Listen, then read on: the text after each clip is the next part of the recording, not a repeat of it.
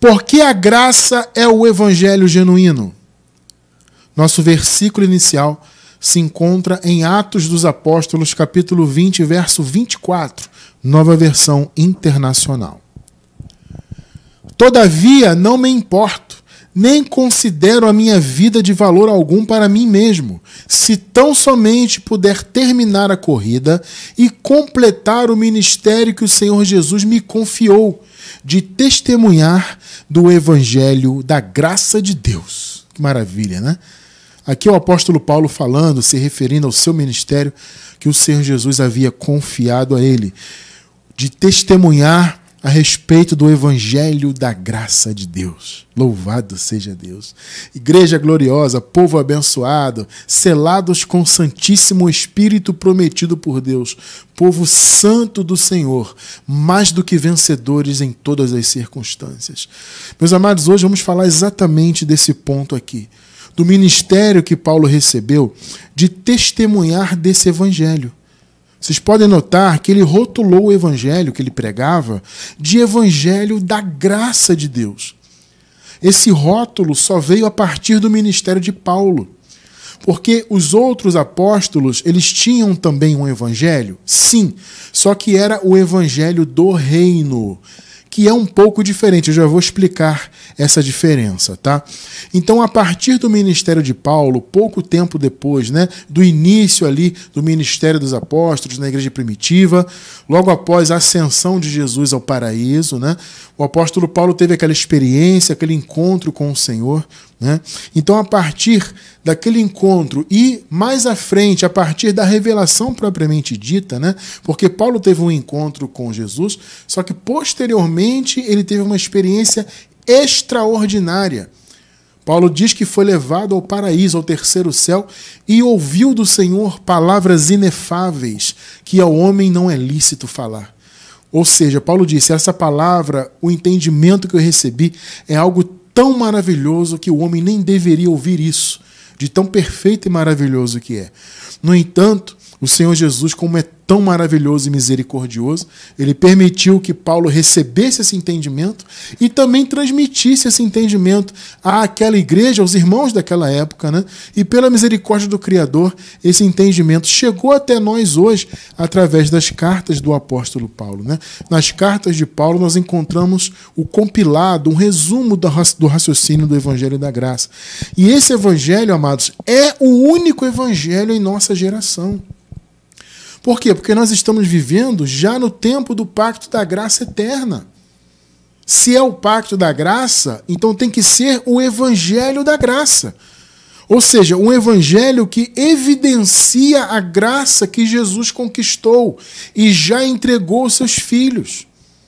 Se não houver esse fundamento no raciocínio apresentado, não é evangelho. É por isso que eu sempre digo, meus amados irmãos, o sistema religioso, ele não prega o evangelho. Veja, eles até dizem que é evangelho. Só que, veja bem, meus amados, dizer uma coisa e você fazer uma coisa são coisas diferentes, né? Então, dizer que prega o evangelho é uma coisa. Você fazer isso, ou seja, você pregar de fato é outra. O sistema religioso que se denomina cristão e que, na minha visão, não tem nada de cristão, nada, zero, tá? É só o rótulo, né? Mas na prática não tem nada de cristão. Eles dizem pregar o evangelho em todas as bandeiras denominacionais. Vocês podem notar que há diversas bandeiras denominacionais, a começar pelo catolicismo, né? E as suas filhas, né? Porque as chamadas igrejas protestantes, os evangélicos, né? Em todas as suas classificações, em todas as suas bandeiras, como eu disse, eles são filhos dos católicos, né? Eles vieram de dentro da igreja católica, são dissidentes do catolicismo.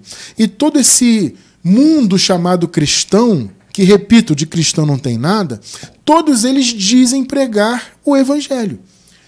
Então você vai na Assembleia de Deus, está lá, evangelho. Você vai na Igreja Batista, não, aqui estamos pregando o evangelho. Você vai na Universal, aqui é o evangelho. Você vai na Igreja Católica, aqui é o evangelho. E cada igreja tem ali o seu evangelho, entre aspas. Só que veja, repito, se não tem a graça como fundamento, Ou seja, o que Jesus fez no Calvário. Se não há uma evidência, uma enfatização disso, então não é graça. E se não é graça, não é evangelho. Eu sinto muito, gente. Olha, não adianta rotular, sabe? Olha, amado, vamos lá. Você pode pegar uma garrafa, colocar um líquido negro ali e colocar o rótulo de Coca-Cola. Só que ali dentro não tem Coca-Cola. Tem um líquido preto ali. Pode ser uma água suja, pode ser seja lá o que for, né? Mas tem um rótulo, tem a aparência. Você olha assim a garrafa, você pensa, poxa, é uma Coca-Cola. Por quê? Porque tem a garrafa parecida, tem o rótulo, mas o líquido, o interior, não é refrigerante. Entende? Então não adianta ter o rótulo. Então pode ter o rótulo de cristão, Igreja Cristã Maranata, Igreja, sei lá, do Evangelho não sei o quê, Igreja de Jesus Cristo dos Santos dos Últimos Dias, Igreja Assembleia de Deus. São rótulos. Agora, evangelho não pode ser rótulo, tem que ser conteúdo. E o conteúdo tem que ser o quê? Enfatizar a vitória de Jesus na cruz. Tudo que ele conquistou, e veja, que ele já deu aos seus filhos gratuitamente. Tá? Sem nenhuma cobrança, sem realização de obras da lei ou obras religiosas modernas, né? Mandamentos modernos que os homens criaram, sem frequentação de templos feitos por mãos humanas, sem sacrifícios de tolos, sem subidas aos montes e joelho no pó, sabe? E lambe o pó da terra e sacrifica e faz a campanha, passa o óleo e isso e aquilo. Onde está escrito na palavra do evangelho verdadeiro que nós temos que fazer qualquer coisa assim? Vou jejuar para ser santo. Logo eu vou ser aceito por Deus. Porque se eu sou santo, Deus me aceita. Mas eu só sou santo se eu praticar o jejum, se eu subir ao monte, se eu usar a roupa que a igreja mandou eu usar, né, o tipo de roupa, e se eu me batizar nas águas, e se eu fizer a campanha, se eu passar o óleo ungido, aí eu sou santo, aí eu sou abençoado. Onde tem isso na palavra? Não tem isso aí na palavra. Pode ter uma lembrança, alguma coisa que eles se baseiam mais ou menos para dizer que é assim. Mas de onde eles tiram esse raciocínio? Do Antigo Pacto. Perceberam?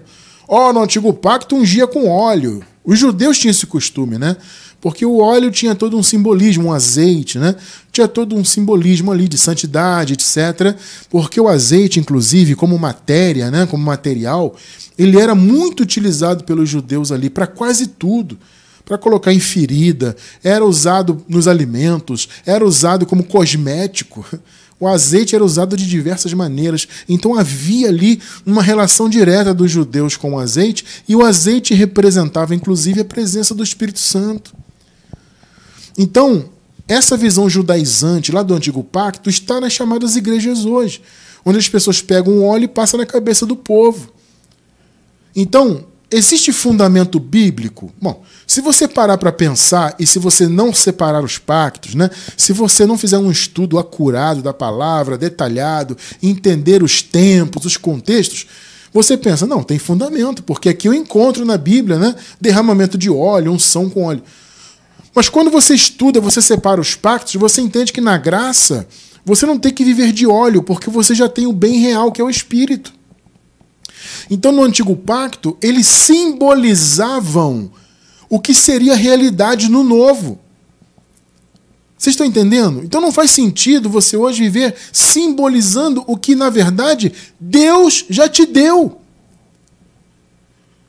Sem falar dessa luta que as pessoas têm, por exemplo, para alcançarem a vida eterna. Tem que lutar para ter vida eterna, tem que ser fiel dizimista e tem que usar roupa ali específica, como eu falei nesse costume, né? Se você usar uma roupa assim, uma roupa assado, Deus vai se aborrecer. Se você faltar ao culto, Deus vai ficar triste, você vai perder a salvação. Se Jesus voltar, ou quando, né? Que eles pensam que Jesus ainda vai voltar no futuro, né? Quando ele voltar, sabe-se lá quando no futuro, você pode ficar. Porque você está em débito com o dízimo, você está usando uma roupa que a gente não recomenda, você não está fazendo a campanha, você não está jejuando, Ou seja, em outras palavras, eles colocam a salvação, a vida eterna, nas mãos das pessoas. Eles dizem que Jesus fez a parte dele, né? E você teria que fazer a sua. Jesus morreu, tudo bem, ele fez lá a parte dele. Mas, se você não fizer a sua, você vai perder a salvação. Em outras palavras, o que o sistema religioso, em sua maioria, afirma? Que o que Jesus fez na cruz não foi suficiente. Para pensar, não é verdade? Porque ele morreu, ele ressuscitou, no ano 70 ele já veio e trouxe o seu reino. Tudo já foi consumado, todas as bênçãos já foram liberadas. Paulo disse, nós já fomos abençoados com todas as bênçãos espirituais. Ponto. Então tudo já está pronto, consumado, já foi entregue pela graça. Aí vem o sistema e diz, não, ele fez isso tudo, mas se você não jejuar, você vai se perder. Se você não frequentar o templo, você está distante de Deus. Percebe? Então isso não é evangelho, gente, sinto muito. Esta não é a verdadeira boa notícia. Porque evangelho é isso, né? A palavra evangelho vem do grego euangelion. Significa boas notícias, boas novas. Então, as boas novas para esse período em que nós vivemos, que, repito, é o período da graça eterna, a graça já totalmente consumada, as bênçãos totalmente já liberadas, já nascemos nessa condição, é o tempo da graça, então tem que ser o evangelho da graça. O evangelho que enfatiza isso. Quando uma mensagem é rotulada de evangelho, mas ela coloca vários empecilhos para as pessoas supostamente alcançarem ainda as bênçãos que já foram dadas, não é evangelho. Inclusive, amados, deixa eu falar uma coisa para vocês. O que mais nós encontramos hoje, virou até uma moda, inclusive, são as denominações, algumas delas, dessas tradicionais aí, dizerem agora, ou de um tempo para cá, que pregam a graça. Existem denominações aí dizendo isso. Não, aqui é graça. Irmão, o irmão prega o evangelho da graça. Eu vi um irmão pregando na internet, lá eu vi o irmão Cristiano, por exemplo, né? Eu vi lá um irmão chamado Cristiano pregando a graça. Pastor, o senhor prega a graça também? Ele vai dizer que sim. Claro, aqui é graça, estamos no novo pacto. Mas isso é o quê? Isso é em tese, né? Isso é da boca para fora. Eu tô na graça. Falar é fácil, como eu falei, né? Você colocar um rótulo numa garrafa e dizer que o que tem ali dentro é fácil. Agora, difícil é ter o líquido verdadeiro ali. Não ser um líquido falsificado. Nessa metáfora que eu utilizei da garrafa, né? Então é fácil falar que prega a graça. Só que pregar de verdade, amados, são poucos que têm essa ousadia. São poucos que têm a ousadia de viver a palavra predestinada de sabedoria. Essa palavra maravilhosa que o Senhor Jesus deu ao apóstolo Paulo no início da igreja primitiva, revelou essa graça, deu por revelação e, como eu disse e repito, chegou até nós hoje. Temos que enfatizar aquelas conquistas todas de Jesus e temos que deixar claro a verdade incontestável. Jesus já conquistou todas as bênçãos e já as entregou aos seus filhos para sempre. Ponto final. Filhos e filhas esses e essas que ele elegeu antes da fundação do mundo. Então, uma outra balela desse falso evangelho pregado no sistema é dizer que as pessoas é que aceitam Jesus. Isso é uma piada de mau gosto, isso é algo terrível. Essa informação falsa que eles passam no sistema lá, que você que aceitou Jesus, você que usou o suposto livre-arbítrio, isso é pisar na soberania de Deus.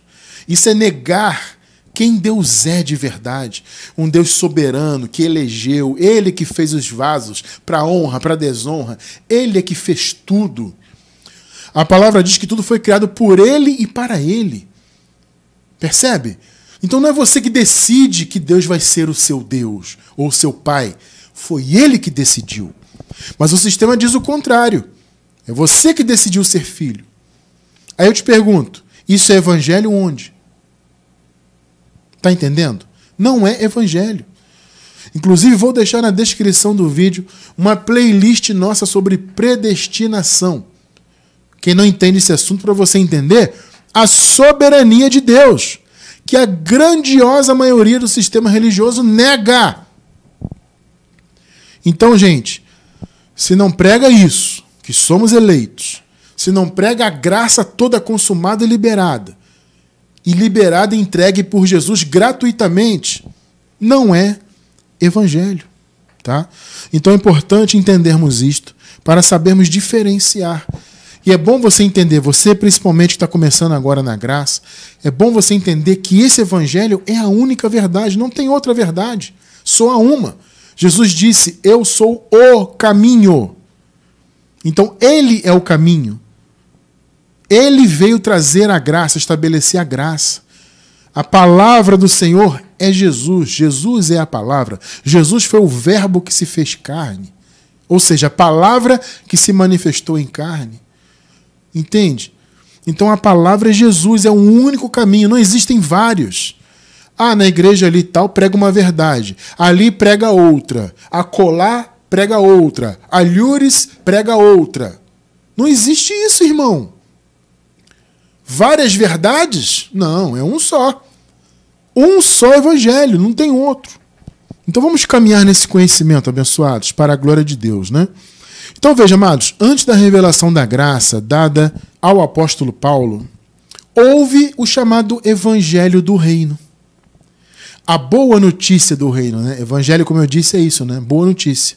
Irmão Cristiano, o que foi o evangelho do reino?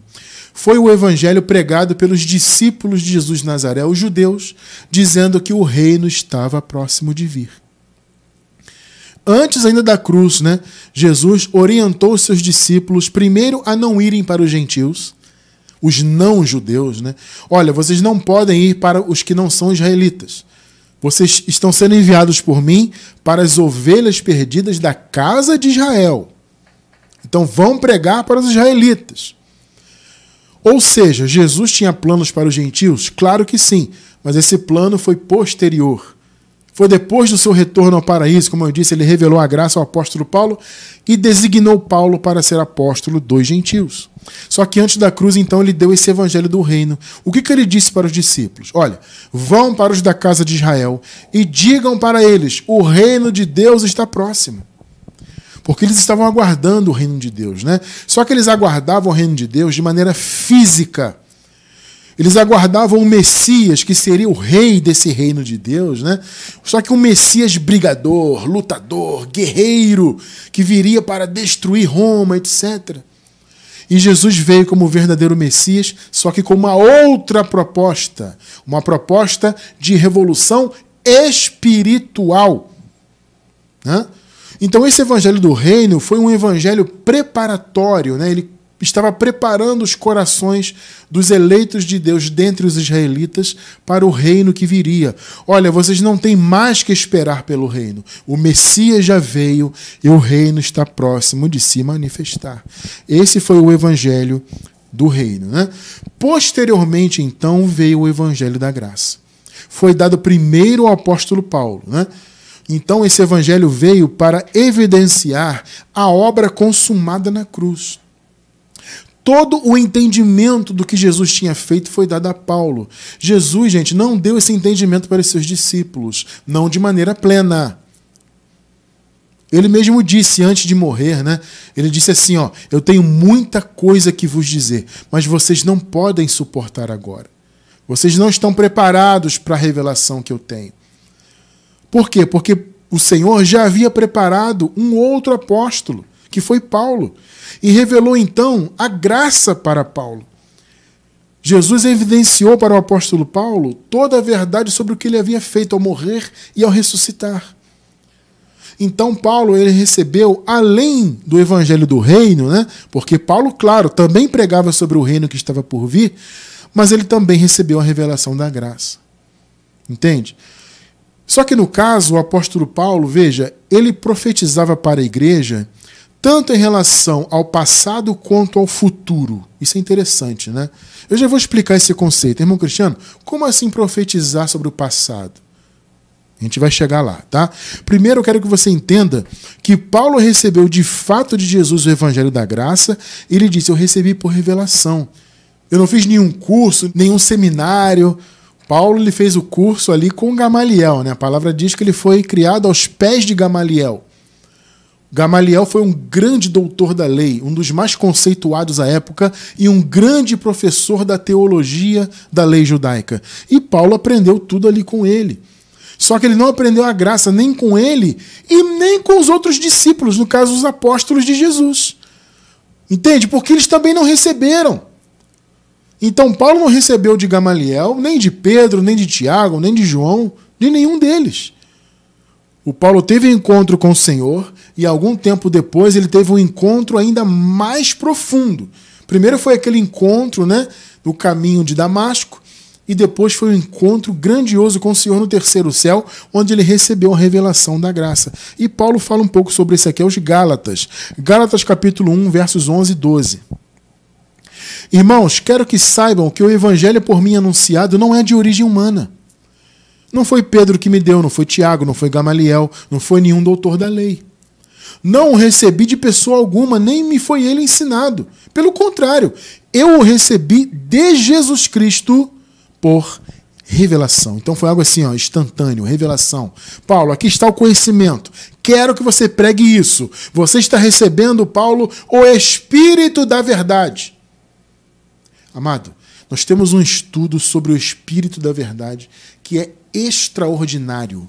Vou deixar na descrição do vídeo, quem está assistindo pelo YouTube, na gravação, você vai encontrar o link desse estudo sobre o Espírito da verdade. Você vai ver que o apóstolo Paulo recebeu de Jesus o Espírito da verdade e que o Espírito da verdade é e para sempre será o Evangelho da graça. Ou seja, Jesus de Nazaré profetizou sobre o ministério futuro de Paulo. Olha que estudo extraordinário. É uma revelação fantástica. Se você não assistiu, assista. E se você já assistiu, assista novamente. Tá? Então o apóstolo Paulo foi separado por Deus para receber o Espírito da verdade, a revelação da graça, o ministério da graça, como nós lemos no primeiro versículo.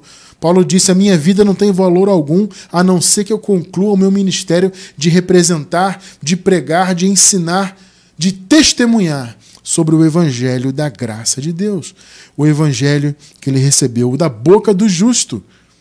E que Ananias, inclusive, profetizou sobre isso. Olha que interessante.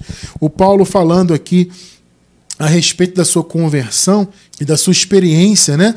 Ele fala aqui em Atos capítulo 22, versos do 12 ao 14. Olha só que interessante. Um homem chamado Ananias, piedoso segundo a lei, e muito respeitado por todos os judeus que ali viviam. E veja, isso é interessante, tá? Note que Ananias foi usado por Deus e ele não era uma pessoa qualquer ali, não. Ele era um homem muito piedoso segundo a lei, ou seja, alguém que respeitava a lei à risca, e era muito respeitado. E veja, gente, isso é muito importante. Para que o testemunho ali, do ministério que Paulo estava recebendo ali, fosse um testemunho verdadeiro, um testemunho aceito. Sabe? Não foi qualquer um ali, não. Foi Ananias. Cara respeitado. Vocês estão entendendo a importância disso? Gente, Deus nunca deu e nunca vai dar ponto sem nó. Tudo que Deus faz é perfeito. Então ele separou aquele homem ali exatamente para atribuir a Paulo aquela profecia. 13. Então Ananias veio ver-me e, pondo-se junto a mim, disse, irmão Saulo, recupere a visão. Porque Paulo, quando teve o encontro com o Senhor a caminho de Damasco, ele perdeu a sua visão, né? Então ali Ananias impôs as mãos sobre ele e ele recuperou a visão. Ele disse, naquele mesmo instante pude vê-lo. Então ali já foi um milagre, né? 14. Então ele disse, o Deus dos nossos antepassados o escolheu para conhecer a sua vontade e ver o justo, olha só, ver Jesus e ouvir as palavras da sua boca. O Senhor separou Paulo no ventre da sua mãe. Na verdade, essa é uma força de expressão, né? Porque quando diz no ventre da mãe, na verdade é antes da fundação do mundo. O Senhor separou Paulo em espírito e, claro, o selou no ventre da sua mãe, para que ele fosse o representante do Espírito da verdade, a palavra predestinada de sabedoria, o evangelho da graça. Perceberam? Então Ananias profetizou sobre a vida dele, que ele encontraria e veria o justo e ouviria as palavras da sua boca. Aquilo que ele escreveu aos Gálatas, a revelação do Evangelho da Graça. Por isso, abençoados, inclusive, que o apóstolo Paulo rotulou também a sua mensagem, né? Além de Evangelho da Graça, ele rotulou como palavra ou mensagem da cruz. Por quê? Porque o Evangelho da Graça é isso, ele evidencia a cruz. Ou, no caso, a obra, né? Não a cruz como objeto, mas a obra realizada ali. Então, Paulo chamou de palavra ou mensagem da cruz. A mensagem que coloca na mente do povo de Deus a obra consumada do Senhor Jesus. Que tremendo, né? Olha só, 1 de Coríntios 1, vamos ler do 17 ao 24. Pois Cristo não me enviou para batizar, esqueçam isso. Eu até batizei um aqui, batizei outro ali, aí Paulo fala no contexto, né? Eu nem me lembro se batizei algum outro, porque Jesus não me enviou para isso, mas para pregar o Evangelho, não com palavras de sabedoria humana. Aqui, amados, o Paulo está falando, mais especificamente, da sabedoria dos escribas e fariseus. Sabedoria religiosa, tá? Não com palavras de sabedoria humana, porque Paulo tinha essa sabedoria, gente. Não acabei de falar para vocês? Paulo foi criado aos pés de Gamaliel. Paulo foi um grande hebreu ali, um grande defensor da lei, chegou a perseguir os primeiros irmãos que criam em Jesus, né? Os primeiros irmãos que compunham a igreja. Paulo foi um perseguidor, de tão ferrenho defensor da lei que ele era, e um grande conhecedor, um doutor da lei mesmo. Então ele tinha aquele conhecimento, mas ele disse, isso é sabedoria humana, isso é coisa religiosa. Eu não vim para vocês com essas palavras, né? Não com palavras de sabedoria humana, portanto. Agora vejam, para que a cruz de Cristo não seja esvaziada.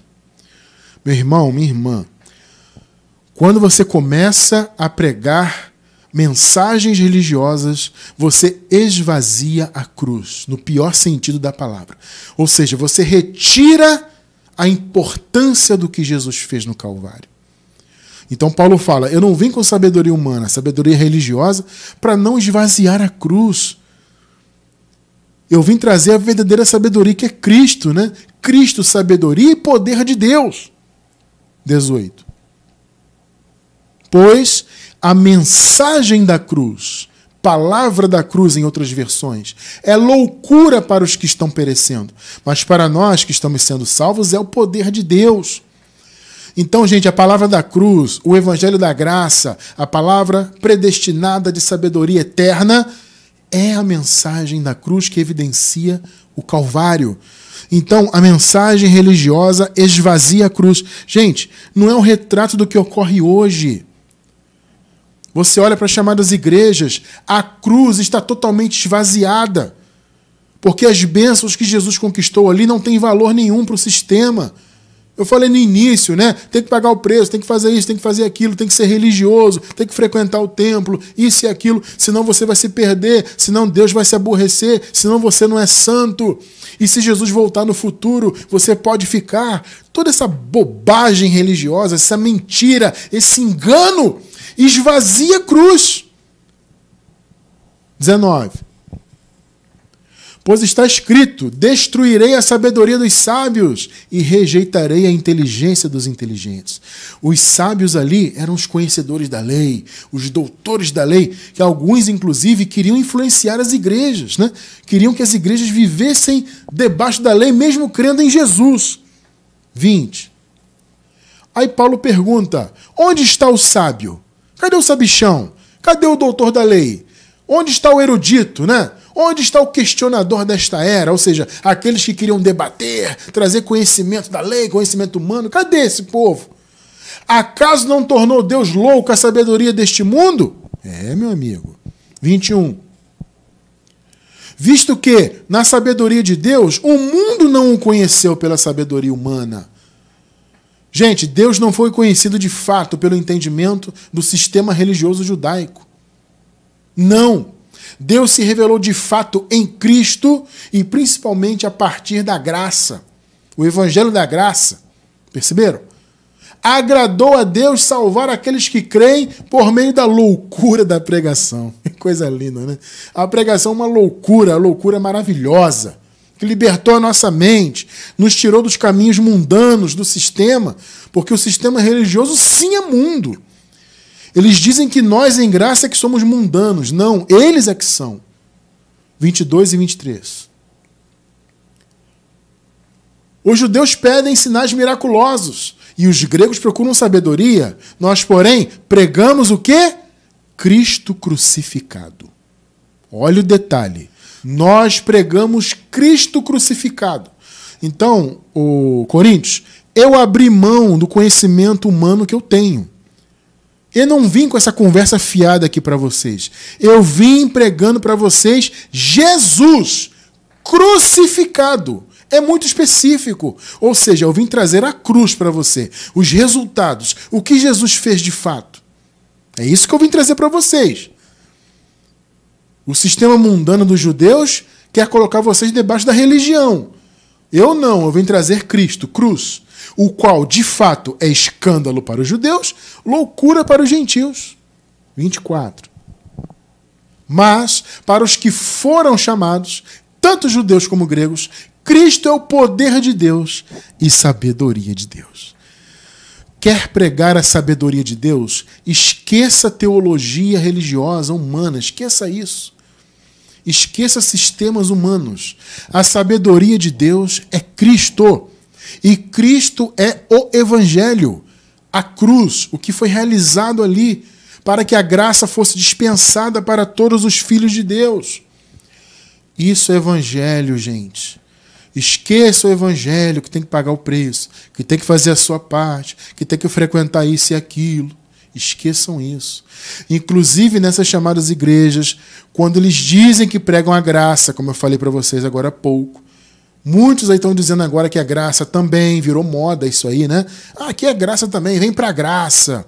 Aí você chega para um líder desse e pergunta assim para ele: irmão, a sua igreja aqui que você é líder, você prega graça? Claro, meu irmão, aqui é novo pacto, é graça profunda. É mesmo? É.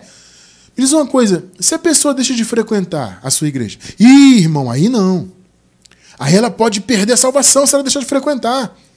Pastor, se a pessoa deixar de tomar Santa Ceia na sua igreja, aí ela não tem comunhão com Deus. Ela não vai ser santa. Deus não vai aceitá-la nunca. Eu pergunto, isso é graça? Vocês entendem? Isso não é evangelho da graça. Não é evangelho de forma alguma. É só rótulo vazio. Você pode pegar qualquer líder religioso, você pega ele no pulo. Ele fala que prega graça? Pergunta isso para ele. Pela resposta você vai ver. Não é graça coisa nenhuma. E basta você passar, 2 dias dentro da igreja dele ouvindo o que ele prega, que você, que conhece a graça, vai identificar que não é graça. Não é. O evangelho da graça é o único evangelho verdadeiro neste tempo da graça eterna. Não tem outro. Não tem outro. Então veja, abençoados, vamos lá. Nós que somos pregadores da graça, temos que profetizar hoje em nosso tempo só sobre o passado. Eu vou explicar esse detalhe, tá? Vamos lá. Os profetas no Antigo Pacto, eles profetizavam para os judeus e eminentemente sobre o futuro. Porque as profecias no passado apontavam para a manifestação de Jesus. Né? Então os profetas falavam de Jesus. Então falavam do futuro. Né? Então, as profecias tinham esse cunho, né, de falar do que aconteceria no futuro, do futuro do povo de Israel. Só que veja, o ministério dos profetas para os judeus terminou em João. Em João. A palavra diz isso muito claro, né? Os profetas duraram até João. Então João foi o último profeta, João Batista, né? Ele foi o último profeta para os judeus. Depois, o Senhor estabeleceu profetas para a igreja. Então, veja, são 2 ministérios distintos, tá? Não é que acabou o ministério de profeta. Se você fala da palavra, gente, você é profeta. Porque profeta é isso. Irmão Cristiano, o que é na prática o ofício do profeta? O ofício do profeta é falar a palavra de Deus. Entende? É pronunciar a palavra. Perceberam? Então, quando você pronuncia a palavra, você está profetizando. Eu estou aqui agora falando da palavra, da graça, a única palavra. Então, eu estou profetizando. Vocês estão entendendo? Profetizar é isso. Mais uma vez, quando se fala em profecia, vem logo à mente aquela ideia de prever o futuro, né? Eu estou vendo o futuro, vou profetizar isso e aquilo. Mas profecia não é necessariamente isso.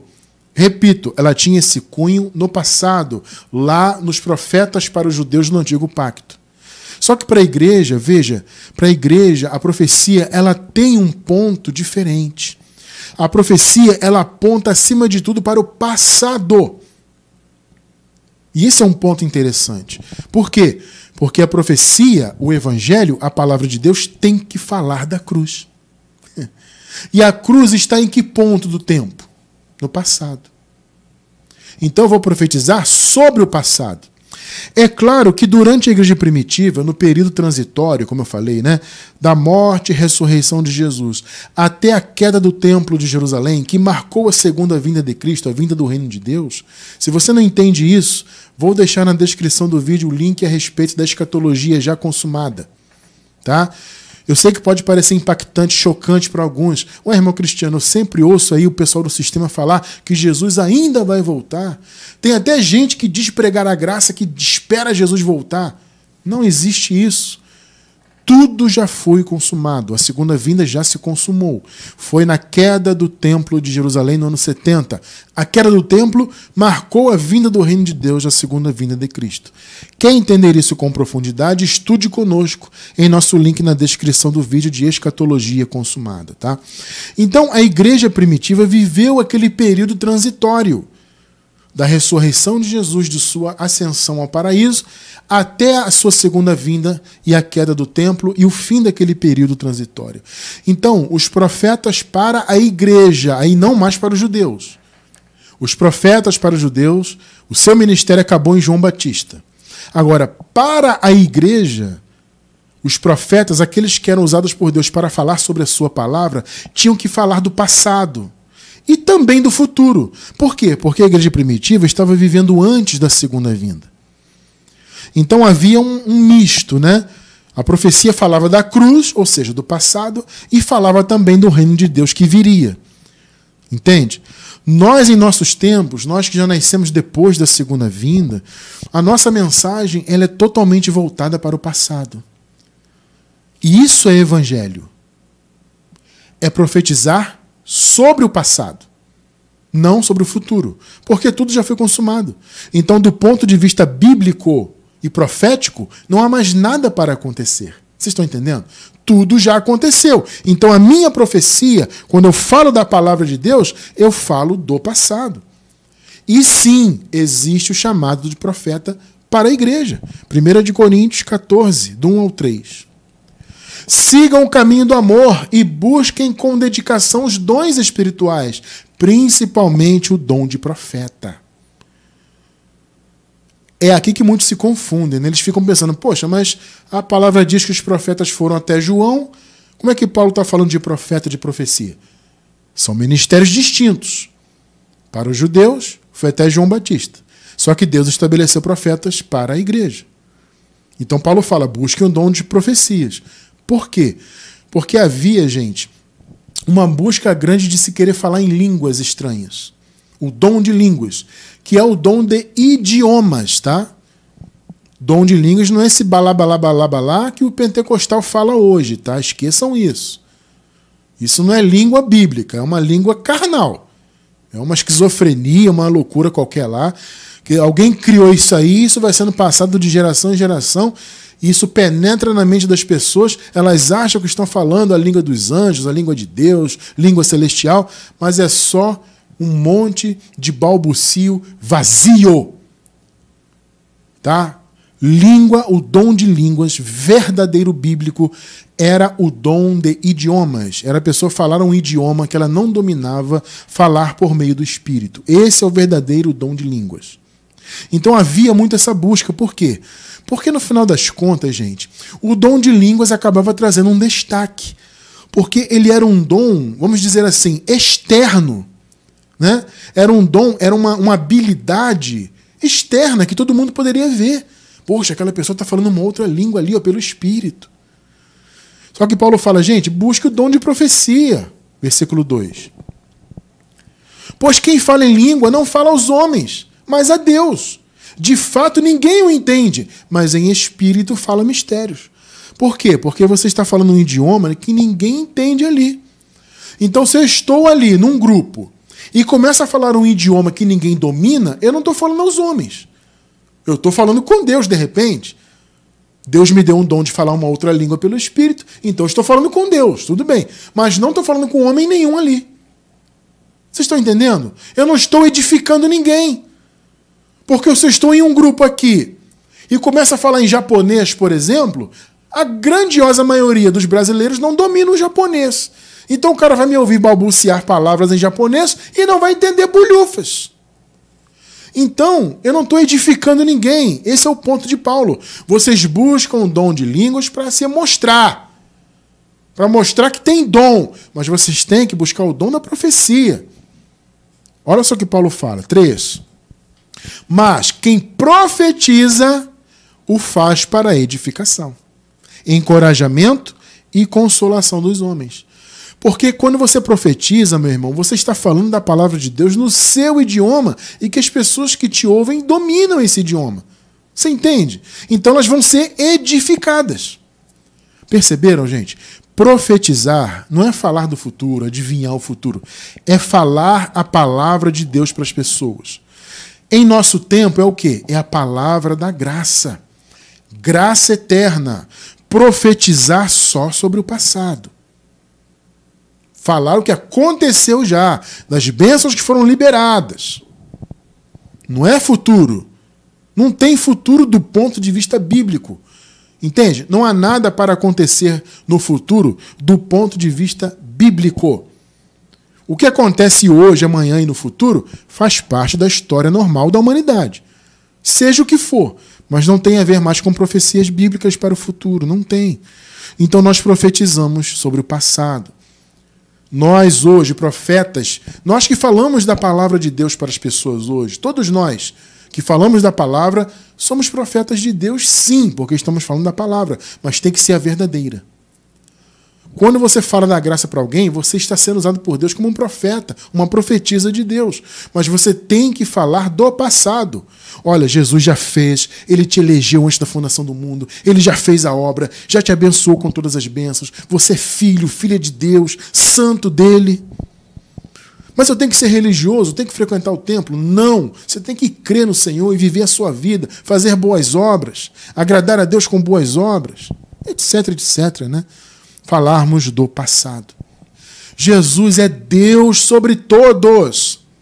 Ele já ressuscitou, ele já foi ao paraíso, já retornou em glória, trouxe juízo sobre Jerusalém. Ele agora é Deus sobre todos, ele assumiu o trono. Então ele não é mais Jesus de Nazaré. As pessoas ficam baseando muito a sua vida nisso. É claro que você pode e deve sim ter a vida de Jesus de Nazaré como referência. Mas não como referência de doutrina, porque Jesus pregava para judeus. Então você tem que reter apenas o que é bom. É claro que houve muitas coisas que Jesus ensinou que foram boas, né? Muitas coisas boas que transcendem o tempo da cruz, o tempo da graça. São coisas eternas. Como, por exemplo, os ensinamentos de Jesus a respeito do amor. Claro que você vai reter isso aí. E outras coisas também. Só que veja, os seus olhos não têm que estar em Jesus mais como Nazareno, porque Jesus, em carne, ele era um véu, gente. E nós já atravessamos esse véu, pelo menos cronologicamente, todos os filhos já atravessaram. Só que muitos estão antes do véu aqui na cabeça. Hebreus 10, 19 e 20. Portanto, irmãos, temos plena confiança para entrar no Santo dos Santos, pelo sangue de Jesus, por um novo e vivo caminho que ele nos abriu, o caminho da graça, né? Por meio do véu, isto é, do seu corpo. O véu de Jesus, o corpo dele, se rasgou na cruz. Então o chamado nosso é atravessar esse véu, mas o sistema religioso até hoje não deixa. O sistema faz as pessoas sempre colocarem os olhos em Jesus segundo a carne, principalmente o sistema católico, né? O sistema católico, ele enfatiza tanto Jesus de Nazaré, que eles enfatizam inclusive Jesus menino. Nós estamos em dezembro agora, né? Dezembro de 2024. Estamos próximos do chamado Natal, né? E eles enfatizam muito nessa época o tal menino Jesus, como mais um santo, mais uma manifestação. Tudo bem, Jesus foi um menino, foi um homem, mas ele morreu, ressuscitou, agora ele é Deus. Ele não é mais menino Jesus, acabou isso aí. Mas a religião não deixa o povo avançar, não deixa o povo atravessar esse véu. Nós temos que enxergar Jesus depois da cruz, gente, como ressuscitado e Deus sobre todos. Olha só o que Paulo fala aos Romanos, é um clássico, né? Romanos 7, do 1 ao 4.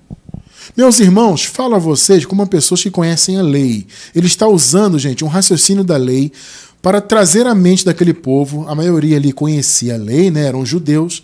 Então ele está usando ali a experiência da lei como uma metáfora da relação de Jesus com a igreja ou da igreja com Jesus, tá? Acaso vocês não sabem que a lei tem autoridade sobre alguém apenas enquanto ele vive? 2. Por exemplo, pela lei a mulher casada está ligada ao seu marido enquanto ele estiver vivo. Mas, se o marido morrer, ela estará livre da lei do casamento. Isso segundo a lei, gente. 3.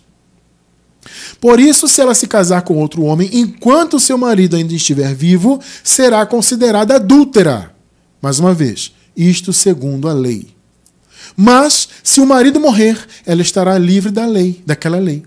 E mesmo que venha se casar com outro homem, não será adúltera. 4.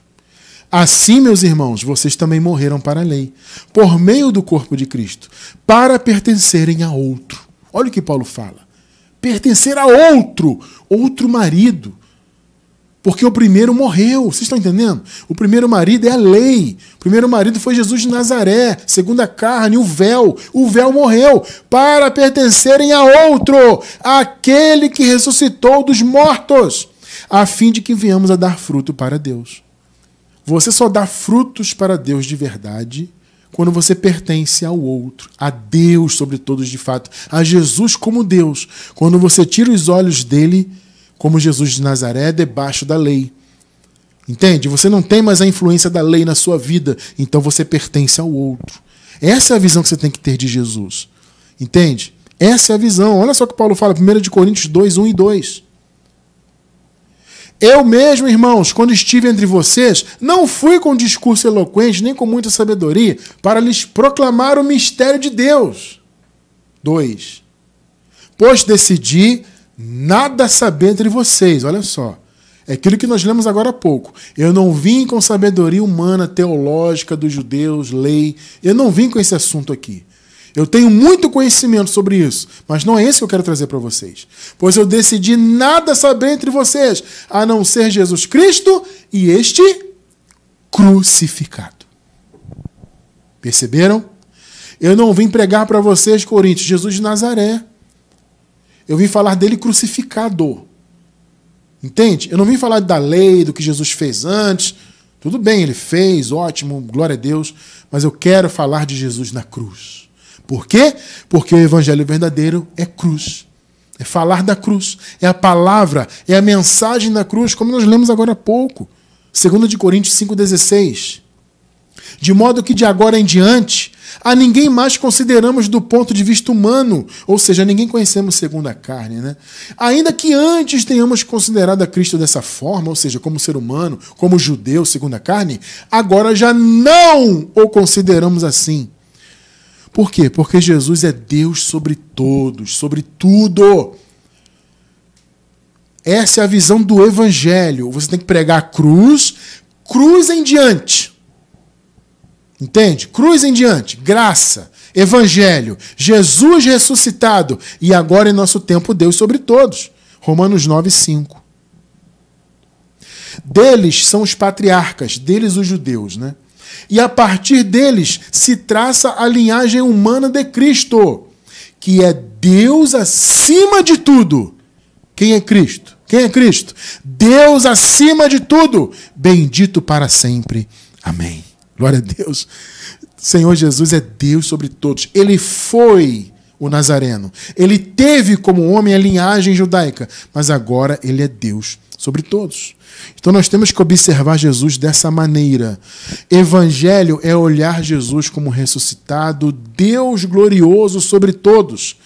Evangelho também não é um chamado ao materialismo, como essa maldita teologia da prosperidade, que já contaminou praticamente todas as denominações hoje do sistema.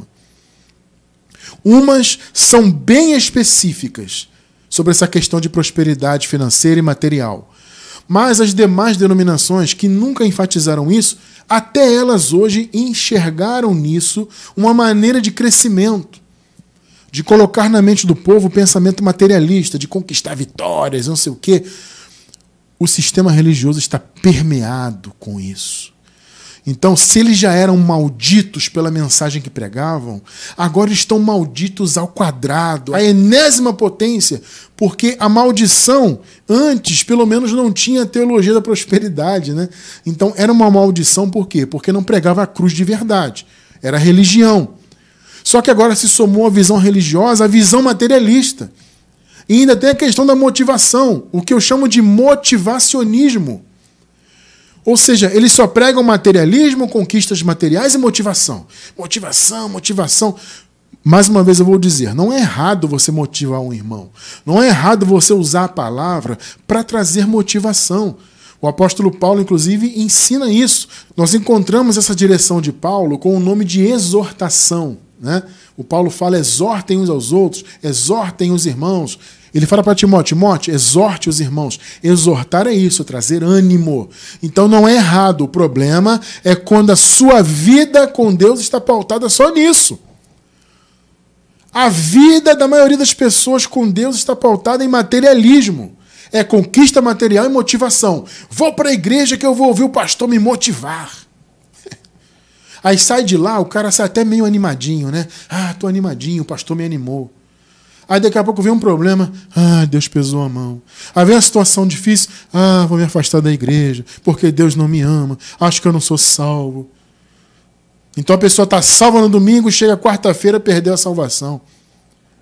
Por quê? Porque ela não tem preparo verdadeiro pelo verdadeiro evangelho, para enfrentar de circunstâncias, para vencer circunstâncias pela fé. Essas pessoas precisam que homens fiquem as motivando. Evangelho não é motivação. Eventualmente, repito, você pode usar a palavra para motivar. Mas evangelho não é isso. Muito menos materialismo. O evangelho é cruz. E o evangelho é dizer que tudo foi dado gratuitamente. 1 Coríntios 2,12. Mas nós não recebemos o Espírito do mundo, mas o Espírito que provém de Deus, para que pudéssemos conhecer o que nos é dado gratuitamente por Deus. Isso é evangelho. É pela graça. Tudo foi dado gratuitamente. Então, amados, a nossa glória não está em bens materiais, não está em motivação, não está nisso ou naquilo humano. A nossa vida está pautada na cruz. O que Jesus fez ao morrer, ressuscitar e trazer o seu reino no ano 70. A nossa mente tem que estar fundamentada nisso. A nossa motivação verdadeira tem que vir desse entendimento. A nossa vida com Deus tem que estar pautada nisso. A nossa glória está na cruz. Eu encerro com Gálatas 6,14. Quanto a mim, que eu jamais me glorie, a não ser na cruz. Perceberam? Na cruz. Não é na religião, não é no materialismo, não é no carro novo, não é na casa nova, não é na conquista disso e daquilo, não é na motivação do líder, que parece mais um coach, né? Que tem essa coisa hoje aí dos coaches que ficam motivando as pessoas. Os pastores viraram isso aí. Não. Quanto a mim, que eu jamais me glorie, a não ser na cruz de nosso Senhor Jesus Cristo, por meio da qual o mundo foi crucificado para mim e eu para o mundo. Nós já nascemos crucificados para o mundo. Já nascemos vivos para Deus. E a palavra predestinada de sabedoria, o verdadeiro evangelho de Cristo, nos revelou a nossa posição. Então, tudo que nós temos hoje em nossa mente de conhecimento da graça foi o verdadeiro evangelho que nos deu. Foi a revelação. Religião não tem nada para dar para ninguém, a não ser uma motivação breve, um pensamento materialista. Agora, o verdadeiro evangelho que traz todo o entendimento de quem nós somos de fato, filhos e filhas de Deus que fomos eleitos desde antes da fundação do mundo.